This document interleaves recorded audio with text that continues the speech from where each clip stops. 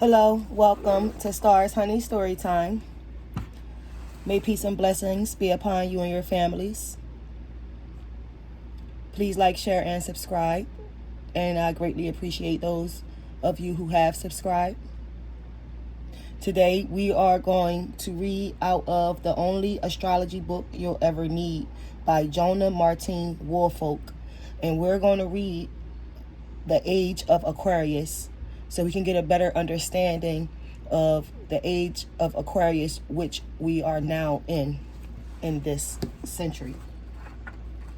So I'm going to page 399.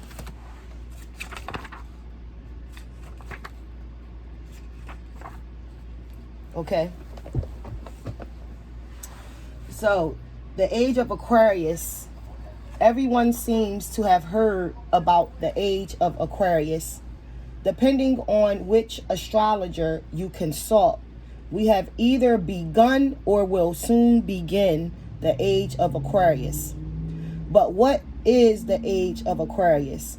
To answer that question, we must backtrack a little. As soon as you're looking at the sun from your vantage point here on Earth, it travels around the Earth once every year.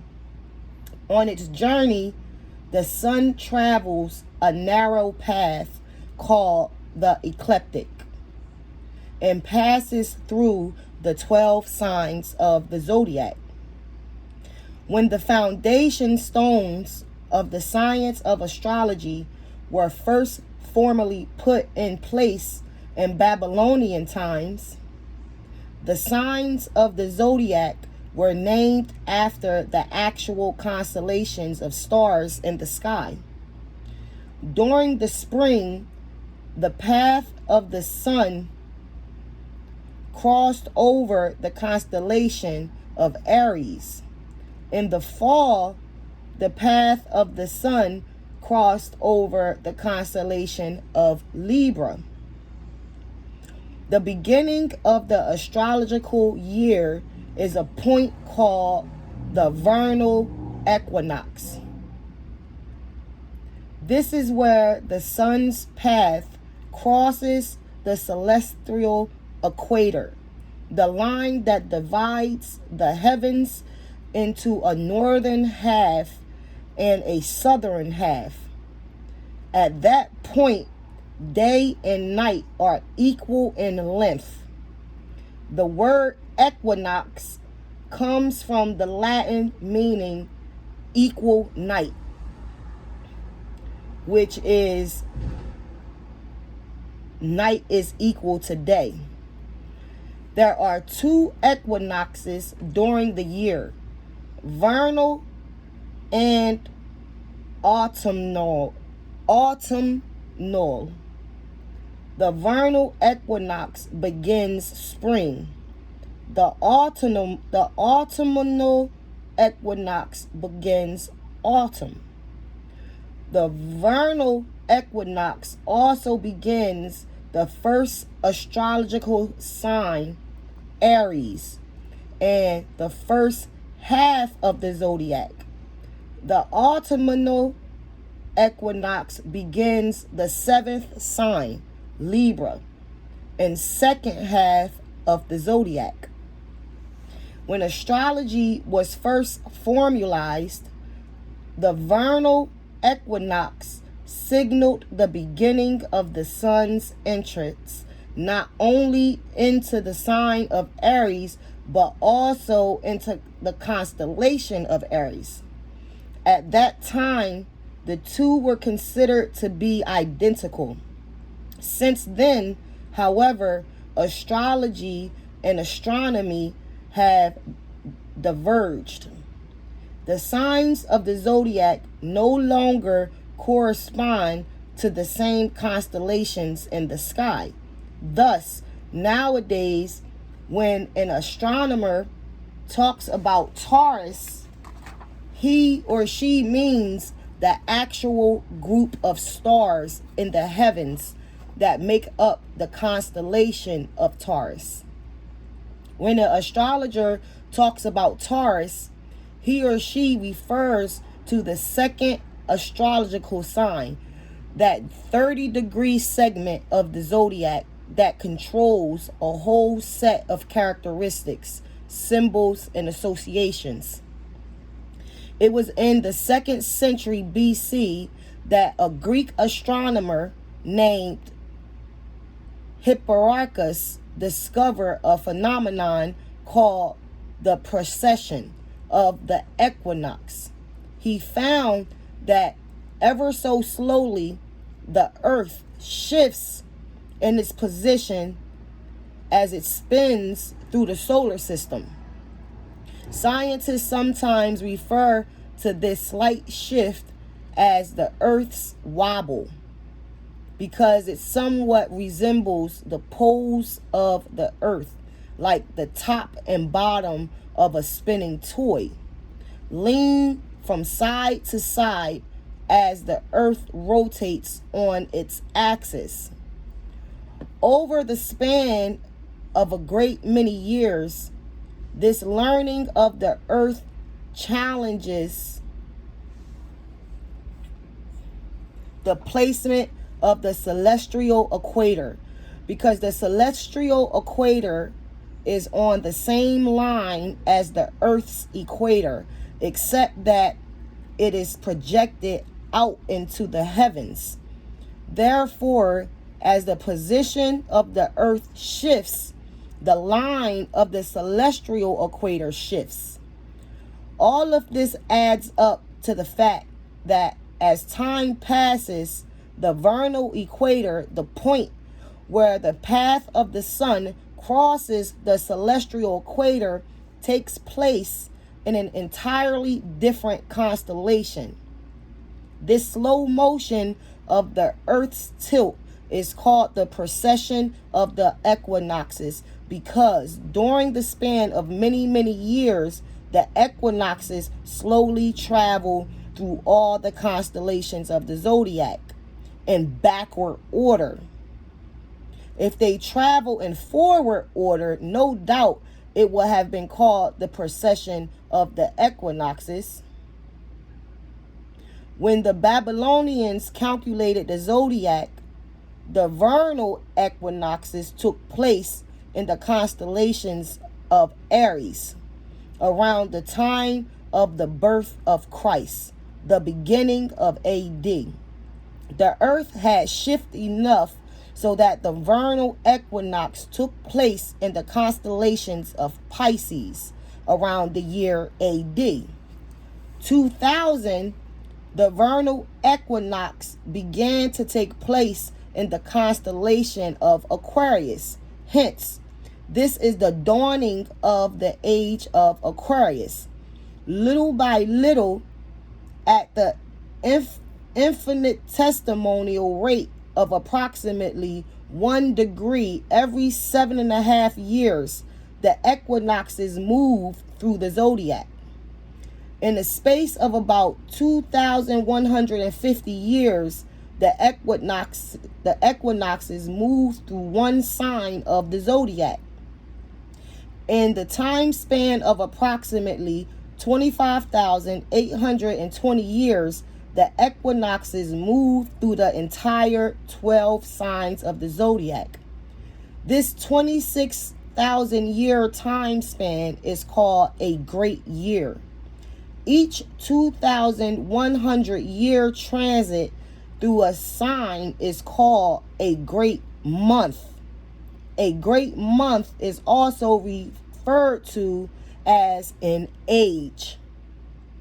For the past 2,000 years or so, mankind was living in the age of Pisces. We have now entered the age of Aquarius. Because such vast amount of time are involved, it is difficult to give an exact year to the beginning of a new age. For example, some astrologers mark the beginning of the Aquarian age at the end of World War II. The Venerable Astrological Association, the Church of Light, puts the date as early as 1881. Astrologer Capel McCutcheon believed we entered the new age in the 1970s. With the advent of a computer, the psychologist Carl Jung and the astrologer Charles Jane both predicted that the new age would begin during the decade of the 1990s. Others, like the Irish astrologer Cyril Fagan, set the date as far ahead as 23,000 and 24,000. The consensus, however, is that as of the year 2000, I said 23,000, 24,000. It's 2,300 and 2,400. The consensus, however, is that as of the year 2000, we were definitely in the age of Aquarius. Each age is characterized by the astrological sign of that era. During its existence on Earth has gone through thousands of great years. Scientists estimate our Earth to be as old as 4.6 billion years, which means that it has passed through almost 177,000 great years. But mankind's ancestors, creatures who first walked upright on two legs, have been on Earth for only 115 great years, 3 million years. And Neanderthal man walked this earth only 9 great years. Astrologers trace mankind's written history only as far back as the age of Leo. Okay, so this tells us all the different ages here. I guess I will read the different ages, starting with the age of Leo, okay, which is the beginning of the astrologers trace mankind, the history of mankind, starting at the age of Leo, okay, which was 10,000 BC to 8,000 BC. Okay. This age is characterized by the energy and creativity of human beings learning how to use their environment. Men and women lived in caves and learned to refrain highly from finished and polished stone implements. The sun, ruler of Leo, was of paramount importance to Neolithic New Stone Age people, for during this era, human beings acquire a limited ability to raise food, agriculture, rather than merely hunt and gather it. According to astrologers, cave paintings from this age, the first written history, show a marked Leo influence. Okay? The age of Cancer from 8,000 BC to 6,000 BC. It was during this age that human beings abandoned their caves and formed fixed dwellings above ground. The Cancerian influence to make a home. This is the age of Cancer. Okay. People learned to spin and weave and make pottery. They began to grow varied crops and to domesticate animals. Moon worship and fertility rites abounded during this era. Cancer is ruled by the moon and is the sign of domesticity, fertility, and motherhood. The age of Gemini, from 6000 BC to 4000 BC. This age is marked by the development of writing Gemini in the sign of communication. Mankind expanded its intellectual capacities by beginning to record and to store information. The invention of the wheel made rudimentary commerce and travel possible, both ruled by Gemini. The age of Taurus, 4000 BC to 2000 BC. The great Egyptian civilization, with its emphasis on cultivation of land and new technology of building the pyramids, echoes the influence of earthly Taurus. Both the aesthetic nature of Taurus and its solidity are reflected in the beautiful art and agriculture of this age. The age of Aries, 2000 BC to 1 BC. This era is known as the Iron Age, when mankind learned to fashion weapons from iron. Aries rules the metal iron. The age is also characterized by its militancy and aggressive spirit. During this era, Assyria and the Greek city-states rose to power, and Alexander the Great conquered the world. In the latter part of the age, militaristic Rome became the most powerful empire ever known.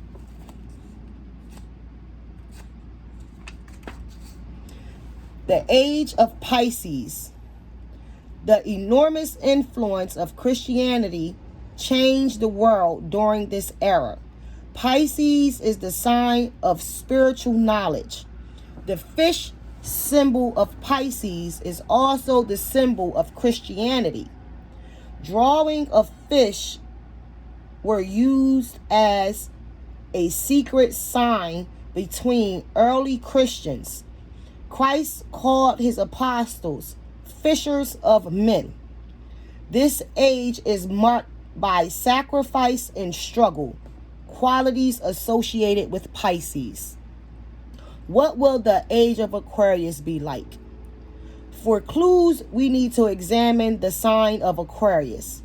Aquarius is the sign of brotherhood and humanitarianism, aglow with utopian ideals. In the coming era, astrologers expect that the concept of individual nations will fade and humankind will join together as one people rather than be separated into nationalities. Within the next 2,000 years, we hope to at least reach the long-held ideal of world peace. Right now, however, it seems as impossible dream. The age of Aquarius has gotten off to a poor start. Warring factions are everywhere. The United States has been embroiled in a prolonged war in Iraq. Fundamental Islamism has become strongly militant, dividing the world into them and us. Suspicious greed, fear, violence, abuse of human rights, and genocide throughout the world have not lessened. Indeed, they have become more focused and divisive. Wealth is not distributed more evenly, and programs are not implemented to better the lives of those suffering poverty, neglect, and lack of education and health care. The haves and the have-nots are more separated, angry, and conflict-ridden. Consider the negatives of Aquarius. This is a fixed air sign, meaning inflexibility and stubbornness of ideas. Aquarius focuses on the betterment of society, but often leaves out the betterment of the individual. It gets stuck in adamant thinking patterns that this is right and that is wrong. Extremism, radicalism, and the militant revolutionary are archetypes of this sign. Aquarius loves its own principles, and because it is such a mental sign, it easily cut off from the heart. Negative qualities are coldness and spitefulness. The shadow side of Aquarius is anger. Astrologically, the journey of Aquarius is to move away from its perversity, find the deeper truth of its humanity, and tap into its idealism to create a truly better world. Keep in mind, I am not speaking of an Aquarian person, but of a sign's characteristics and how these might apply to the state of the world during these beginning years of the 21st century. Still, we are roughly only 2% of the way into the new age of Aquarius. So perhaps we should concentrate on the positives. Aquarius is the sign of scientific knowledge and invention and rules the airwaves. It is impossible to imagine what mind-boggling inventions will take place in the next 2,000 years. But astrologers predict incredible journeys through space will definitely be one of them.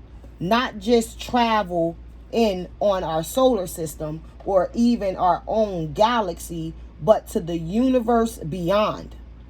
There will be a space arcs that can transport multitudes of people, space colonies, and interstellar travel. The achievement of travel to the stars will indeed be remarkable when one considers that Pluto, our outermost planet, is only 5.0 light minute distance from us, while the nearest star, not counting our own sun, is 4.3 light years away. Aquarian is a mental sign, and the future should be marked by as yet unthinkable intellectual achievement. There will be concern for the environment and the discovery of new technology to solve the problems of dwindlings, supplies of energy and resources on Earth. The power of atomic energy, electronics, and innovations, all Aquarian inventions will be harnessed for the greatest possible use. Already, the computer has reshaped the world, the way we communicate, conduct all business, and keep records. Scientists and psychologists say the computer has already started to reconfigure how the human brain thinks. Aquarius is a practical sign. The purpose of knowledge is to make use of it, not simply for the sake of knowing. Astrologers have a special place in their hearts for Aquarius because it is the sign associated with astrology. We have already seen an upsurge of interest in astrology at the dawning of the Aquarian age. As someone once remarked, astrology is the religion of the new generation. It is the coming age. Astrology will no longer be thought of as superstition, arcane, or secret knowledge possessed by a few. It will be a respected scientific inquiry available to everyone. Perhaps it is wishful thinking to say that in the age of Aquarius, humanity will achieve universal harmony. But after all, Aquarius is the sign of hopes and wishes. Predictions are there will be a great emphasis on the common man, and that special privilege for people of high birth or wealth will become an adequate notion. The the aristocrat of wealth will become an adequate notion. The aristocrat of the future will be the person of learning and achievement. Astrologers hope that the Aquarian age will build on past knowledge to discover new truths. Aquarius is the truth seeker. These predictions, of course, are based on the positive qualities of Aquarius. In our real world, we have grave problems to surmount. There is a terrible danger of so overpopulating our planet that only global war, disease, and famine will reduce our numbers. We are using up our natural resources at an alarming rate, stripping our planet bare of plant and animal species and its ability to sustain life. Already, we are feeling early effects of a dire global warming.